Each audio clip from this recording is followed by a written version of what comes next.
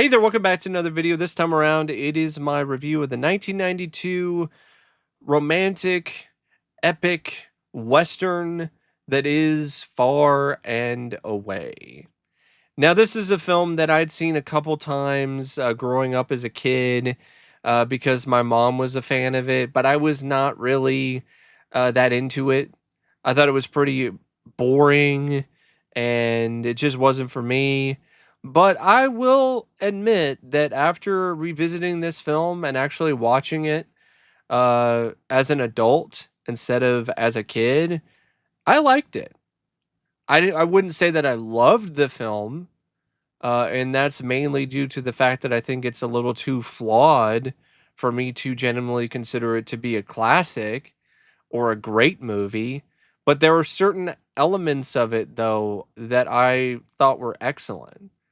Now, before I get around to sharing more of my thoughts on Far and Away, I would like to give a special shout out to Deshaun for requesting this review.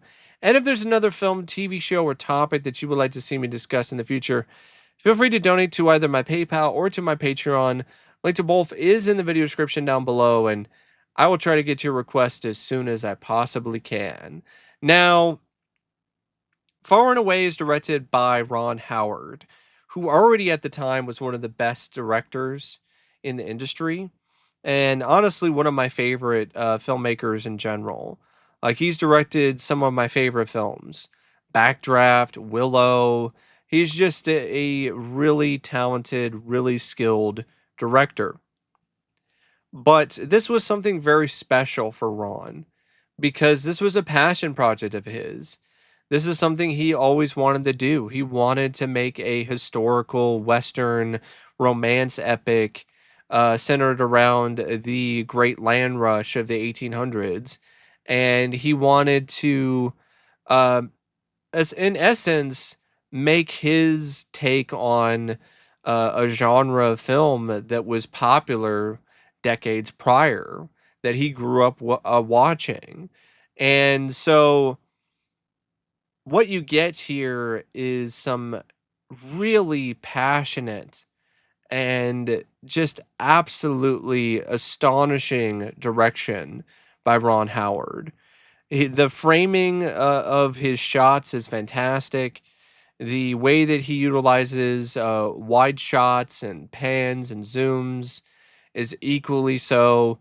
Like this is a film that just from a visual perspective alone, it is awe-inspiring. Like, there's numerous shots in this when it comes to the way that he showcased his setting, the locations, the sets. It just winds up becoming something that is truly epic in every sense of the word when it comes to his direction. A big part of why I liked the film is because I loved Ron Howard's direction so much, as well as the cinematography by Mikhail Solomon. Now, the screenplay by Bob Dolman, on the other hand, it's really not on the same level. And it's honestly kind of disappointing when you look at how technically sound and how tremendous the direction is and the visuals are, and then you have a screenplay that's just very mid.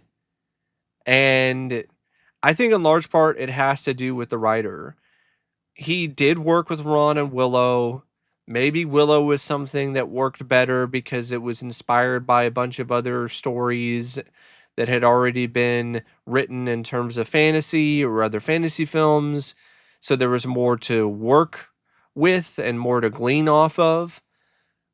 Maybe not so much here because there weren't that many movies that dealt with the Great Land Rush, and I don't think Bob Dolman had a lot of experience writing these kind of films either. But then again, he didn't have a ton of experience writing fantasy films before he did Willow. But this is one of those things, though, where I feel maybe a better writer who has written historical epics or written westerns would definitely have helped this film, because there's a lot of stuff in this that is typical Hollywood bullshit that is not only unrealistic, but painfully cliched and honestly kind of dumb, especially once you get to the whole land rush sequence at the end of the film. And it's also a movie that just has this really weird a structure to its overall plot. And there's different subplots and things like that, but they don't all necessarily connect that well with the main plot. Or they do connect, but they're just not as compelling as other plot lines or other aspects of the plot that aren't as well established or aren't utilized as much.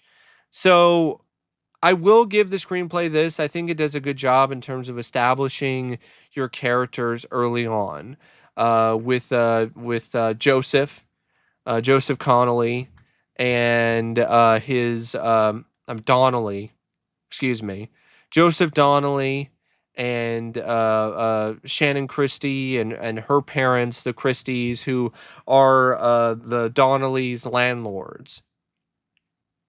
And so the script winds up setting up a pretty solid contrast between the poor Irish farmers, the Donnellys, and the Christies, the rich, well-to-do landlords. And you have this weird bit though with Joseph's father who dies but then comes back to life and says some more words to Joseph about how he needs to get land, and he's proud of him and he loves him, and just the whole him dying then coming back to life, that was honestly kind of silly, and right off the bat the tone just shifts dramatically. And so I just felt like that was definitely something that really wasn't necessary, wasn't needed, and it was distractingly strange. And it was also carried over in the end of the movie, which that in that moment in particular was really laughable. So I don't understand why that's a thing. Is this an Irish thing? Is that why? Is it a callback to some kind of Irish deal involving the afterlife or something? I don't know. I have no idea. I'm not Irish. But yeah, that was just really strange, and not in a good way. Not the kind of strange thing that was like, "Oh, that's interesting, that's intriguing." It was just like, "What? Why did he die and then come back to life and then die again?" Um, and after their father dies, the Christies send their goons, and they arrive at the farm and they burn it down because they're not paying their rent. And that leads to Joseph deciding to go off on his own to get revenge for the farm and to fight for the honor of his family's name. And he winds up failing because apparently he doesn't know how to use a gun properly, or the gun jammed and it went off and he got hurt. And this whole bit with Joseph staying with the Christies, it's another instance of the tone of the script just being really off. So you have the way that he tries to get revenge and it just backfires, but the way that it's written, it comes across as comical instead of like a accident. And then that whole comic undertone carries over in a scene where Shannon is in the same room with Joseph and he's got a bowl over his penis because, that wouldn't be modest. And so she decides to take a peek and of course likes what she sees, which that's totally like tonally just way off. And then so there's a lot of stuff like that in Far and Away, where the tone is just all over the place. Eventually, Shannon decides she doesn't want to be a part of her stuffy, stuck up, rich parents' life and doesn't want to be like her mom. So she decides to run away because of something that Joseph did earlier. He is now tasked with defending himself again in a duel with, I believe, Shannon's fiance. This man named Stephen Chase. No, not Stephen. No, it's not. That's not. Yeah, Stephen Chase. That's who it is. So this guy named Stephen Chase, who is also the same guy who rode in on a horse and burned down his father's home. But a fog conveniently rolls in, which makes it hard for either a shooter to see. But Stephen Chase is still willing to take out Joseph, and then he winds up getting rescued last minute by Shannon, and the two of them then go to America. And I think that the film definitely does get a lot more interesting and a lot more compelling when it gets to America, because the Ireland stuff, like, I get it. I know why it's there, but it kind of went on a bit too long for me. And like I said, the tone was just really weird, and so it was kind of hard for me to get into the Ireland scenes because of that. But once they get to America, the on and off again relationship between the two is strengthened more. There's some playful, fun moments between the two of them, and I like the fact that the the whole way that you think things are going to happen with Shannon paying her way to get to Oklahoma with her silver spoons, but only for them to be stolen by this guy who is supposedly going to help her sell them. And then the guy gets shot dead as soon as he steps foot into Boston. And now she has to turn to Joseph, who knows uh uh well, he doesn't know anybody in Boston, but because he's Irish, he is able to get help from these other Irish people in Boston. And so that's how he's able to get a room for him and Shannon. That's how he's able to find work. And so now the tables have turned. Now the servant boy, who was I guess initially going to be the guy who was going to serve every whim and every desire of Shannon, and then maybe fall in love with her later. Now he's the one that's providing. Now he's the one that's enabling Shannon to have a place to stay in Boston and have a potential future in America. But the catch is she has to pretend that he is her brother, and Joseph has to pretend that she's his sister. And of course, there's some comedic stuff that's involved with that as well. I like how Shannon is written. She's definitely a spitfire, especially the scene when she forfeits a bunch of pay from her job because she decides to continue to insult Clint Howard. Uh, I like that scene, and I like a lot of other moments establishing just how fiery she is. And I do feel that the addition of Joseph boxing in these bare knuckle brawls definitely did add some much needed excitement to the overall story, but it also isn't something that necessarily fits completely with everything else. Like I feel you could have. I don't know, you could have had a little bit of that, like some of the bar fights or something, but then moved on. And instead of having this whole thing where if he beats the Italian, wins all this money, and then he can use that money to get him and Shannon out of Boston and have them go to Oklahoma. Instead, have some other way that they're able to finance their trip to Oklahoma. Maybe they hitch rides. Maybe they do something. Honestly, have it be more of a thing where they wind up going cross country.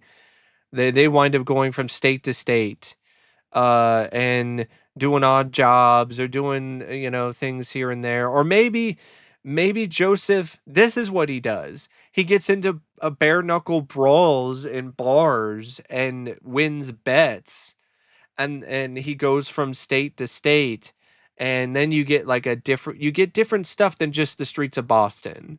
Now you can get like other locales and other settings, and then that ultimately leads to them winding up in Oklahoma.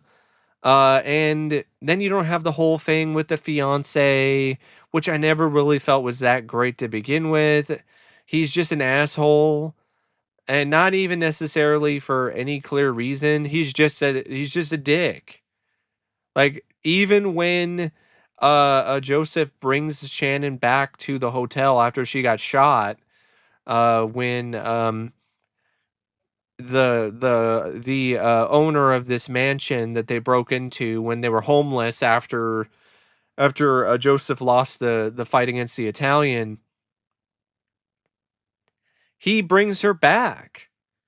And that's not enough for her jerk off fiance, because he blames Joseph for everything instead of actually giving the fair amount of blame to both of them, because Shannon's definitely every bit as much to blame for what ultimately happened to her as Joseph is, because she's the one that ran away to begin with.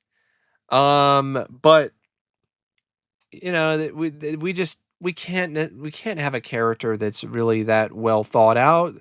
Let's just have a one note villain fiance, which makes for a really weak antagonist, to be honest. This guy, yeah, he's a dick, but in such a cliched and ridiculous fashion that it's hard to take him seriously most of the time, either as a threat or as a character. And that whole part of the film when Shannon and Joseph are poor and they're homeless, like that drags on forever. And after that, you have this whole bit where they're split up, and they're just delaying the inevitable. That's really what you're doing. You're like, we all know that Shannon and Joseph are destined to be together. They love each other. What are we doing with this? Why are we delaying this so much? Why are we doing the whole stuff with her? I'm still going to marry this other guy, when you know she's not going to marry this other guy because he's a dick and he doesn't respect her. And I don't even buy that he even actually loves her, to be perfectly honest.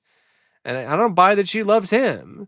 And so you have this whole scene where, okay, after Shannon gets shot, Joseph decides to run away, and he winds up in the mountains somewhere in the Ozarks, and he's working on the railroad, or he's working in the mines, and then he decides, once he sees some covered wagons, while he's looking outside a train, to go in and get his land, to go to Oklahoma.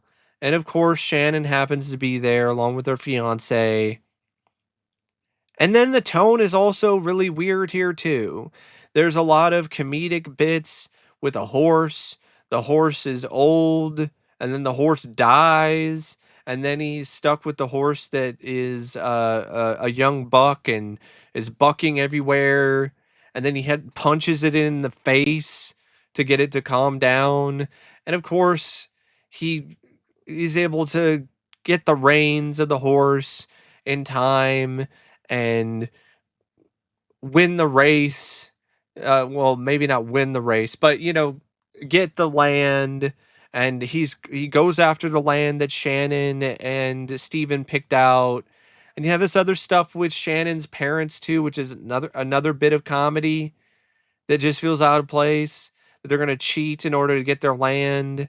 And speaking of Shannon's parents, the reason why they're even doing all this is because they're without a home because the Donnelly family went and found the landlord's mansion and burned it down, which is just another bit of total whiplash. You got burning it down, burn down the mansion, and like a scene earlier had this whole bit where uh uh the landlord Daniel and his wife Nora, the landlord's drinking alcohol, like liquor bottles that he's hid in the bookshelf, and it's all a comic bit where his wife is all like, "Oh, what do you think you're doing? Do you think you're tricking me? I know what you're doing." And I'm like, what is going on with the tone of this script? It's almost like because of the fact that Bob Dolman is a guy who co-wrote Second City Television, he's just naturally trying to be funny and witty in certain points. And with this particular saga and this epic and a film that has very violent, bloody scenes of bare knuckle brawling, it just doesn't really match, if you ask me.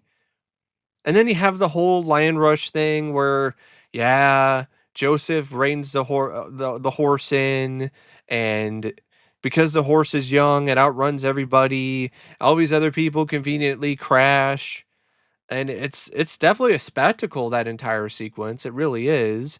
But after that, you have the whole thing where he races ahead of Steven and Shannon, and he winds up getting to their land plot first. He gets into a fight with what the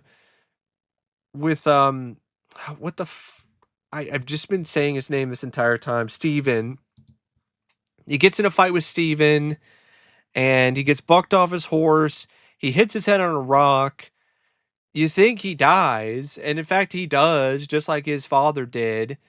But because it's a Hollywood film and because it's a movie starring Tom Cruise and it's supposed to be a blockbuster, we can't have him stay dead. So then he comes back to life and even says a really corny line like, "I'm not going to die a second time." And now he and Shannon live happily ever after. And of course, there are other people who are now riding up on horseback, and they have to put the flag into the land plot with enough time before the plot is taken. And oh, yeah, Steven just says, you can have him. I'm done. I'm done with you. And I'm like, that's not really that satisfying of a comeuppance for this guy, considering how much of a prick and an asshole he was for the entire movie.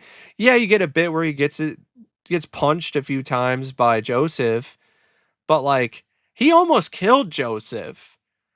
In fact, he did kill Joseph, and Joseph should have died because of him. But he just gets to walk off scot free. I don't like that. I don't like that ending for that character. It's not very satisfying. And like even the end of the movie, like they just put the flag in the land plot, and then it's the end. And then you're like, well, what about them building their homestead? What about them eloping more? What about, because you never really saw the two of them have a sex scene. Never saw the two of them really get heavily romantically involved, just like kind of. The closest you got to a sex scene was like a daydream that Joseph had on the train. But because prior to that, they just kissed a little bit in the empty mansion before the owner of the mansion came in and started shooting at them. So even that whole aspect of the film isn't really that satisfying either. The whole romantic aspect of it. you're waiting, okay, they're gonna get back together, and they do, but like, and they commit their love to one another, but then the movie is over, and then you're like, well, where's the next bit of this? That's why I feel that there's a lot of stuff in this script that just leaves a lot to be desired and is just not living up to the full potential of this overall plot and this story. Less time needed to be devoted to the whole stuff with Joseph and him making all this money and buying hats and suits and being used by Kelly and his men, and then the whole drama with Kelly and the Kelly gang. Like, we really did not need to focus on that so much. Like I said, you could just have a montage of him brawling in different fights across different states on their way to Oklahoma. And that way, the two of them can spend more time with one another and they can fall in love in a much more satisfying way than what ultimately unfolds. You can have the fiance chasing after them, that's fine. That's totally okay with me. Hell, you could have Kelly decide to join in and follow Joseph too because Joseph took some money from him or something. Like, there's a lot of things that you could do to uh really improve the pacing of the movie. The movie's like over 2 hours and it just really does feel pretty leaden at times and pretty slow in a lot of ways because of the fact that there's these different subplots and different things that are happening, but not every single one of those things is as compelling as the other. It's not that great of a love story.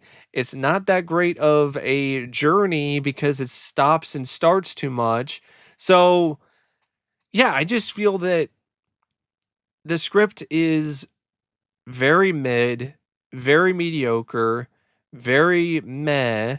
And I feel with a better script, this film honestly would have been considerably better. And critics at the time felt the same way. Uh, and it's not just because of the tonal issues either, which that's also a problem. But I think a bigger problem is just the overall consistency and the overall quality of the story and the script as a whole. A writer who's more experienced with westerns or historical epics, I think that would have been a good pick instead of Bob Dolman. Now, the cast, that's another thing that's kind of a miss for this movie.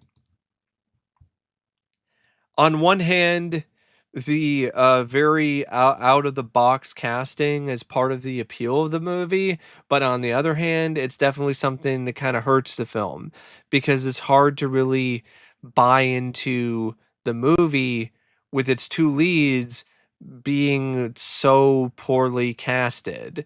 Like, I like Tom Cruise as an actor, but Tom Cruise as an Irish scrapper, that's a really bad bit of casting. His performance isn't terrible. I think he's believable when it comes to the brawling and the fighting and the more intense aspects of the character, and even the romantic stuff, but less so when it comes to him trying to be more dramatic. This is not one of his best performances when it comes to that aspect of it, which is interesting because he just did Born on the 4th of July in 1989, and he was uh, great in that. But here, his performance is not really on the same level. It almost kind of reminded me of some of the stuff that he did in the 80s around the same time he did Risky Business and Legend, and like all the right moves kind of performance level from Tom. And that's kind of weird in 1992. Uh, yeah, his then wife Nicole Kidman was in it, and they definitely did have some genuine romantic chemistry as a result. But Nicole Kidman, it's another instance of just weird casting, like an Aussie as an Irish woman, as an Irish lass, and then she has this accent that doesn't really sound like an accent that would be from the place that she apparently was supposed to be living in. And the movie is like mocked by Irish people to this day for its just fake sounding Irish accents. And I can see why, especially from Tom Cruise and Nicole Kidman. It almost reminded me a bit of Bram Stoker's Dracula when you had Keanu Reeves and his really inauthentic English accent in that film. So, because of that aspect of the overall movie, it hurts the movie, but it also kind of adds to the entertainment of it because you're kind of like, okay, what kind of accent are they gonna try to do next? Um, but yeah, Nicole Kidman, her performance wasn't too bad either, but it also wasn't that special. And I blame the script more than necessarily Kidman's performance because her character was pretty limited. She's fiery and she's a spitfire and she wants to be independent, and that's kind of about it. There's a couple scenes where she's kind of brought down to earth, but not that many. So there aren't really a lot of moments for her to really flex her acting muscles. And it kind of the same way with Tom Cruise as well. So maybe it's a script issue and not necessarily a performer issue when it comes to the cast and some of these performances. Thomas Gibson as Stephen Chase plays a good dick. I hated the guy. I wanted to punch him in the face. I wanted to punch him so hard it knocked his mustache off. So I guess that is a good performance because that's what his character was, and that's all his character was. Robert Prosky is Daniel Christie. I just a weird casting. I didn't really buy it. I don't mind him as an actor, but like his Irish accent was another thing that really wasn't that convincing. Barbara Babcock as Nora, kind of in the same boat, but at least she had some decent chemistry with Robert Prosky. I bought that they were husband and wife. Um, Cyril Cusack as Dante Duff in his last film role, he was fine. Same thing goes for like actors like Douglas Gillison as Dermody, Clint Howard as Flynn, Michelle Johnson as Grace. Colm Meaney was a great hard ass a villain type as Kelly, but he's always good in those kind of roles. That's the kind of roles that he's born to play, to be honest. Um, you also have Niall Tobin who plays Joseph's father.